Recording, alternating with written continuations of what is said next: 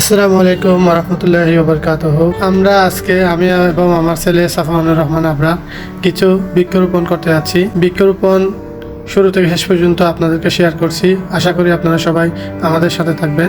আসলে বৃক্ষরোপণ শুধু মানুষের জন্য উপকারী এমন নয়, বৃক্ষ এমন একটা জিনিস যেটা সমগ্র জীবজগতের জন্য এবং জীবজগতের অস্তিত্ব টিকিয়ে রাখতে অক্সিজেন ও কার্বন ডাই অক্সাইড গ্রহণ ও নিঃসরণের যে চক্র তা নিয়ন্ত্রণ করে থাকে শুধুমাত্র গাছপালা।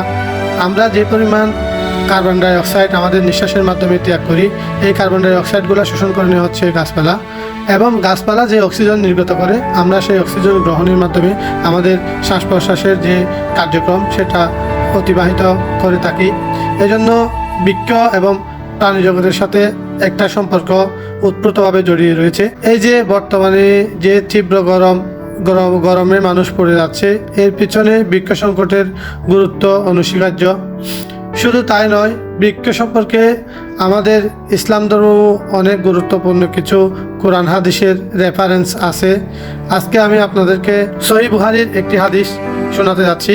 হাদিসটি হচ্ছে সহিহ বুখারীর 1320 নম্বর হাদিস। হযরত ইবনে আনাস রাদিয়াল্লাহু তাআলা আনহু বর্ণনা করেন, রাসূলুল্লাহ সাল্লাল্লাহু আলাইহি ওয়াসাল্লাম বলেন, যদি কোনো মুসলমান বৃক্ষরোপণ করে অথবা খেতে ফসল বনে তা থেকে কোনো প্রাণী বা পোকামাকড় খায়, তার জন্য সদকায়ের সওয়াব জারি হবে।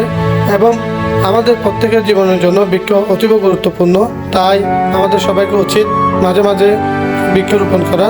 তাই আমাদের সবার মনে রাখা উচিত, আমাদের ধরনের শীতল হোক, সুস্থভাবে আমরা সকলে বাসি, এই আশা প্রত্যাশা রেখে আমার ভিডিও এখানে শেষ করছি। আসসালামু আলাইকুম রহমতুল্লাহ।